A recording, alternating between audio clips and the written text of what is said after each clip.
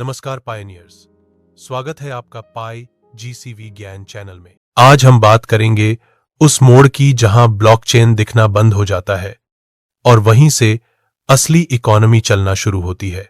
आपने अब तक पाई नेटवर्क के बारे में बहुत कुछ सुना होगा।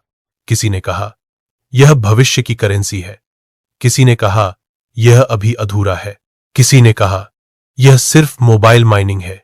आज जो बात हम करने जा रहे हैं कि पाई नेटवर्क धीरे धीरे कैसे एक इकोनॉमिक ऑपरेटिंग सिस्टम बनता जा रहा है, यानी ऐसा सिस्टम जिस पर पूरी डिजिटल अर्थव्यवस्था चल सके।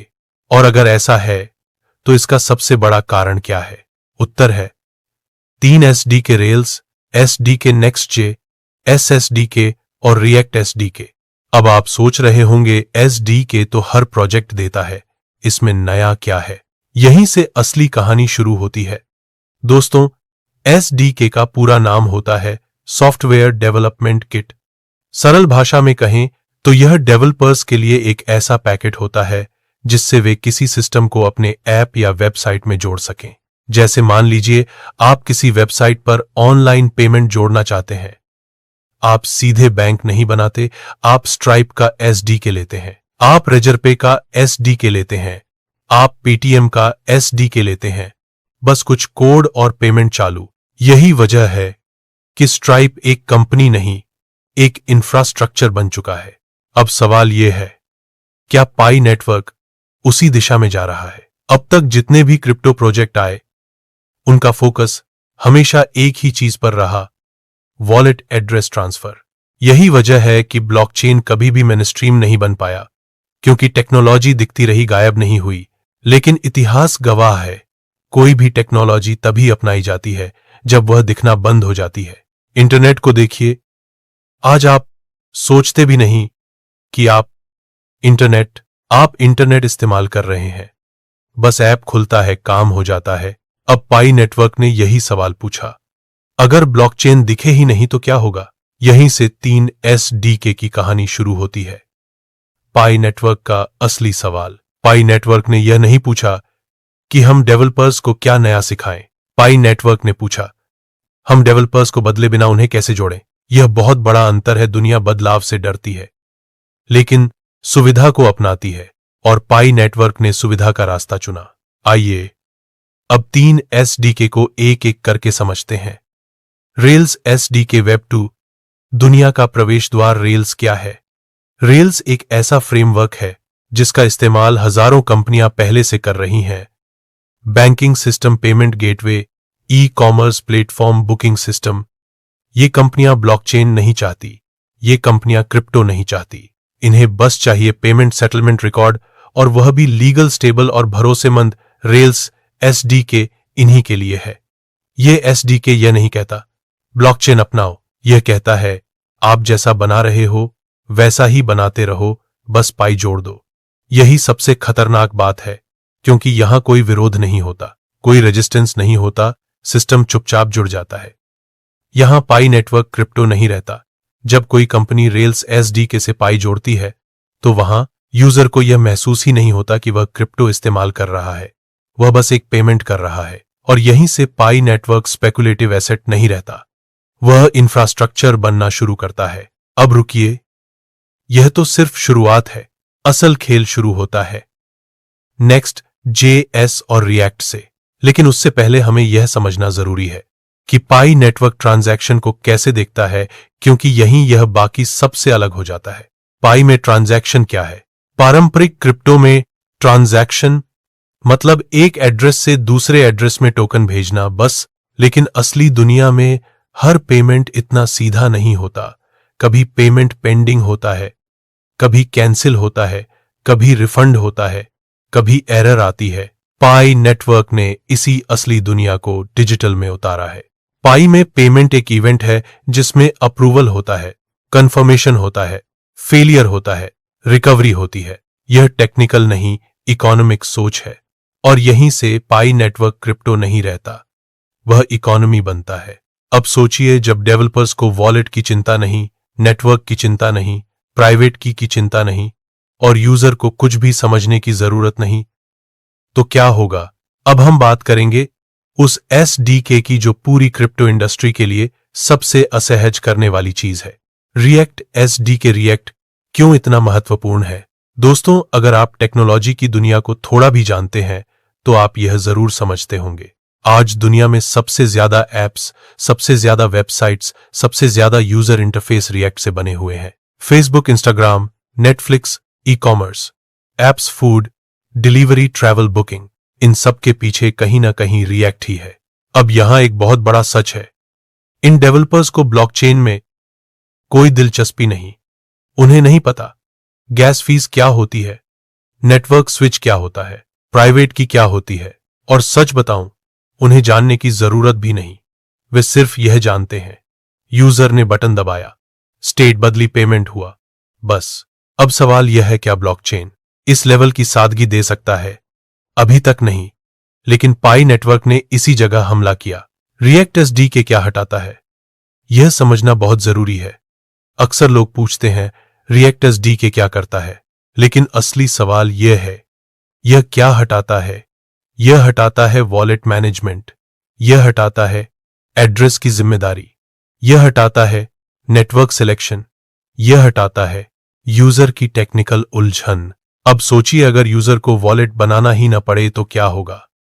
अगर उसे सीड फ्रेज लिखनी ही न पड़े तो क्या होगा? अगर उसे पता ही न चले कि ब्लॉकचेन पीछे चल रहा है तो क्या होगा? यही हुआ हर बड़ी टेक्नोलॉजी के साथ। इंटरनेट गायब हुआ, तभी फेसबुक चला। पेमेंट इंफ्रास्ट्रक्चर गायब हुआ, तभी स्ट्राइप चला। और ब्लॉकचेन गायब हुआ, तभी पाई नेटवर्क असली दुनिया में घुसता है। यूजर एक्सपीरियंस की असली क्रांति। अब एक सीन सोचिए, आप किसी ऐप पर हैं, आप कुछ खरीदना चाहते हैं, आपने ऐड टू कार्ट किया, बाय बटन दबाया, बस कोई वॉलेट पॉपअप नहीं, कोई नेटवर्क एरर नहीं, कोई फेल्ड ट्रांजैक्शन नहीं।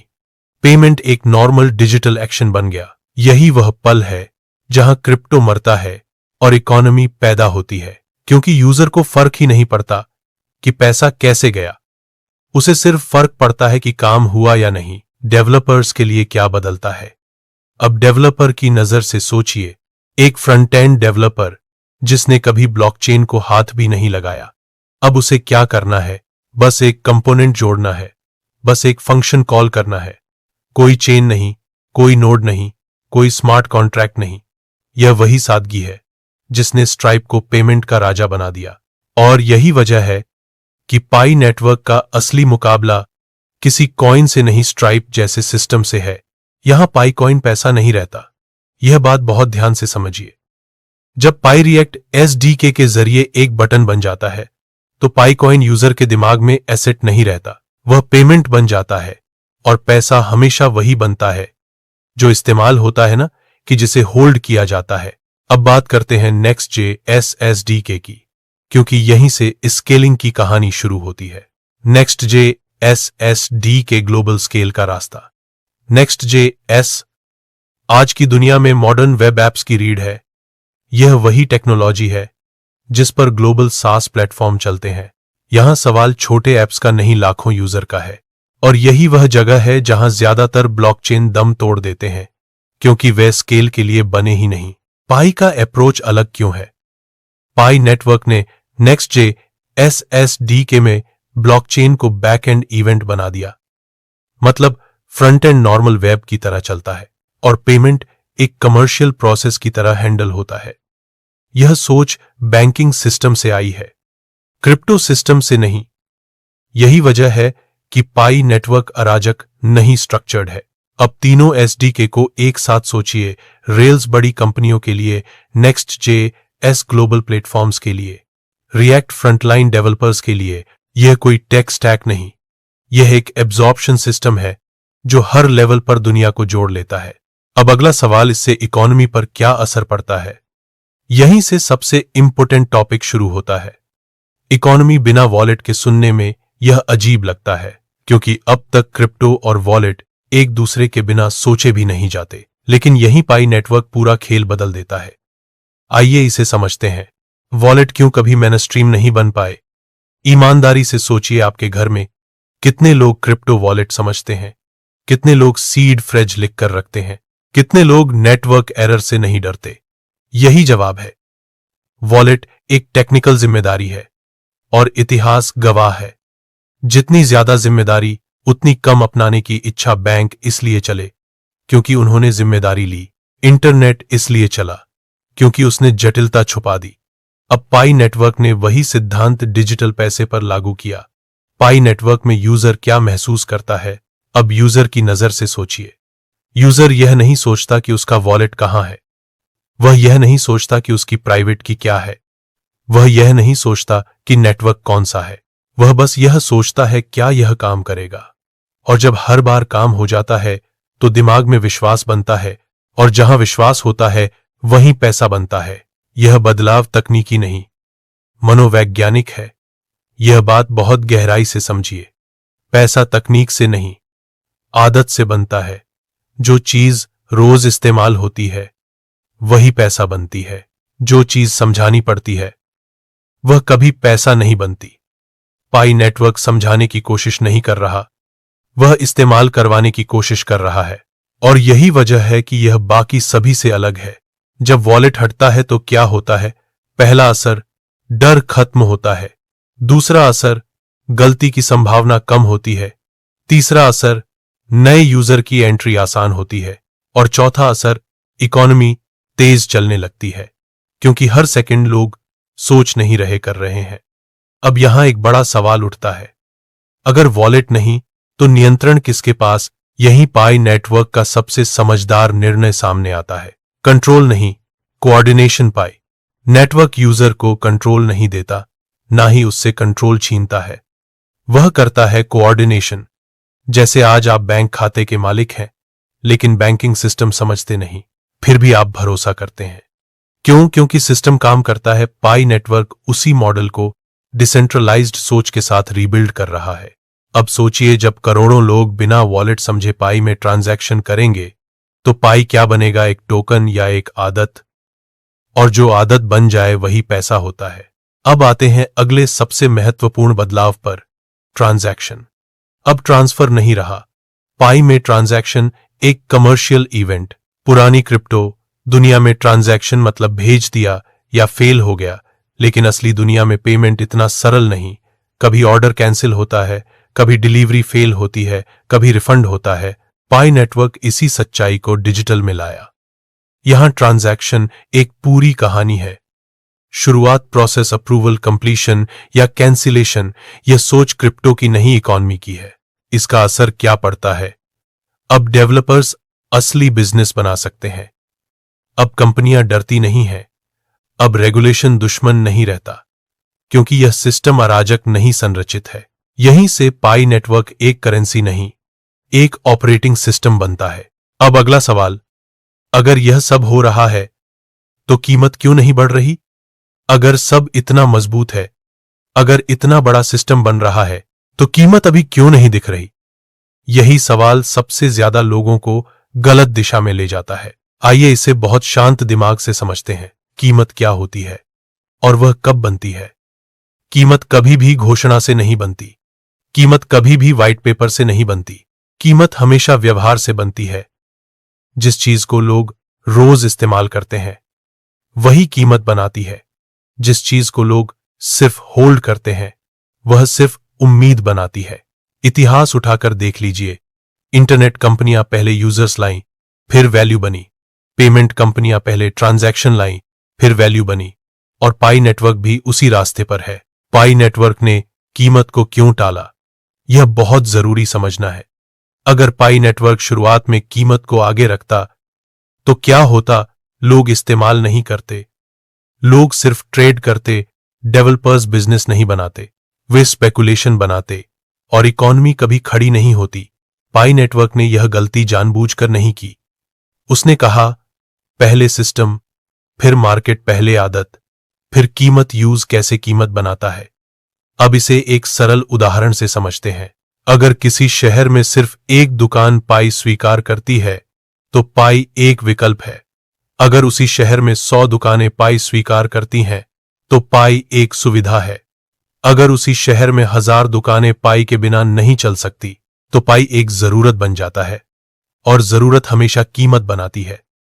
यह नियम हर इकोनॉमी में लागू होता है। पाई नेटवर्क का फोकस कहां है? पाई नेटवर्क एक्सचेंज पर नहीं, इंटीग्रेशन पर ध्यान दे रहा है। रेल्स एसडी के कंपनियों के लिए, नेक्स्ट जे एस प्लेटफॉर्म्स के लिए, रिएक्ट डेवलपर्स के लिए, यह तीनों कीमत नहीं बनाते, यह जरूरत बनाते हैं। और जरूरत धीरे धीरे मार्केट को मजबूर करती है। यहां अधिकतर लोग गलती कहां करते हैं?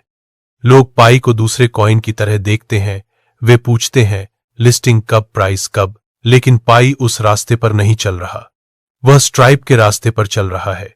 स्ट्राइप की कोई ट्रेडिंग प्राइस नहीं होती, फिर भी पूरी दुनिया उस पर निर्भर है। यही अंतर है। जब सिस्टम पहले बनता है तो क्या होता है? शुरुआत में सब धीमा लगता है। लोग मजाक उड़ाते हैं। वे कहते हैं कुछ नहीं हो रहा, लेकिन अंदर इंफ्रास्ट्रक्चर बन रहा होता है। और जब इंफ्रास्ट्रक्चर तैयार हो जाता है तो बदलाव अचानक लगता है। लेकिन वह अचानक नहीं होता, वह सालों की तैयारी होती है। पाई नेटवर्क अभी किस स्टेज में है? पाई नेटवर्क, ध्यान से देखिए, डेवलपर्स को जोड़ रहा है, बिजनेस को जोड़ रहा है, यूजर को आदत सिखा रहा है। यह शोर नहीं करता, यह काम करता है। और यही सबसे खतरनाक स्टेज होती है। अब एक और गहरा सवाल, अगर कीमत बाद में बनती है तो हमें अभी क्या देखना चाहिए? असल संकेत क्या है? कीमत नहीं, यूज देखिए, चार्ट नहीं, इंटीग्रेशन देखिए, हाइप नहीं, सिस्टम देखिए। जहां पेमेंट बटन बढ़ते हैं वहीं भविष्य बनता है। जहां डेवलपर्स टिकते हैं वहीं इकॉनमी टिकती है। अब हम सबसे निर्णायक विषय पर आएंगे, क्यों पाई नेटवर्क का असली मुकाबला किसी ब्लॉकचेन से नहीं, बल्कि स्ट्राइप, पेपाल और पारंपरिक पेमेंट सिस्टम से है।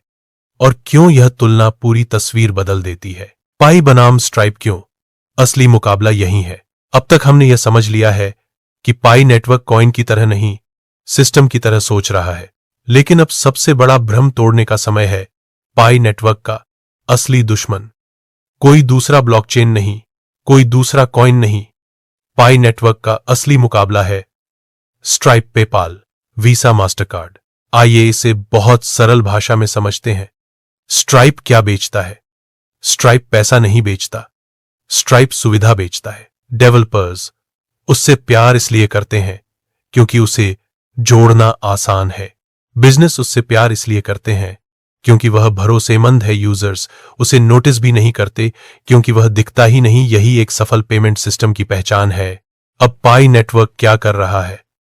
पाई नेटवर्क ठीक यही कर रहा है। 3 SD के 3 दरवाजे, रेल्स, नेक्स्ट जे एस, रिएक्ट, यह सब ब्लॉकचेन नहीं बेचते, यह कनेक्शन बेचते हैं। यह कहते हैं जैसा बना रहे हो वैसा ही बनाओ, बस पाई जोड़ दो।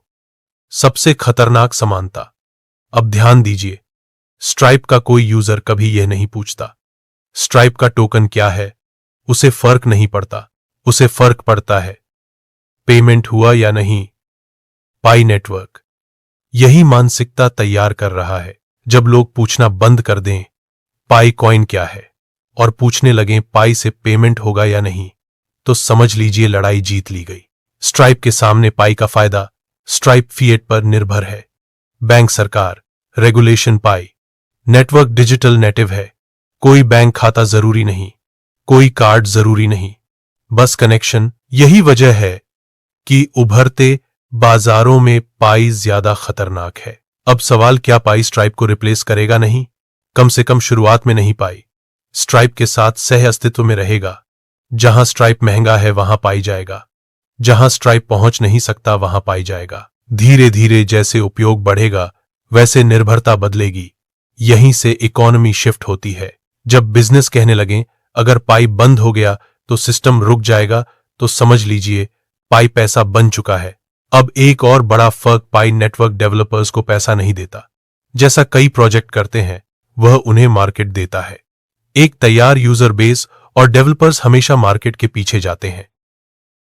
तो दोस्तों, आज की इस वीडियो में हमने बहुत गहराई से समझा कैसे पाई नेटवर्क एक साधारण क्रिप्टो प्रोजेक्ट नहीं, बल्कि धीरे धीरे एक इकोनॉमिक ऑपरेटिंग सिस्टम की तरह दुनिया में अपनी जगह बना रहा है। हमने देखा 3 SD के रेल्स, नेक्स्ट जे एस और रिएक्ट कैसे डेवलपर्स को बदले बिना पूरी दुनिया को जोड़ रहे हैं।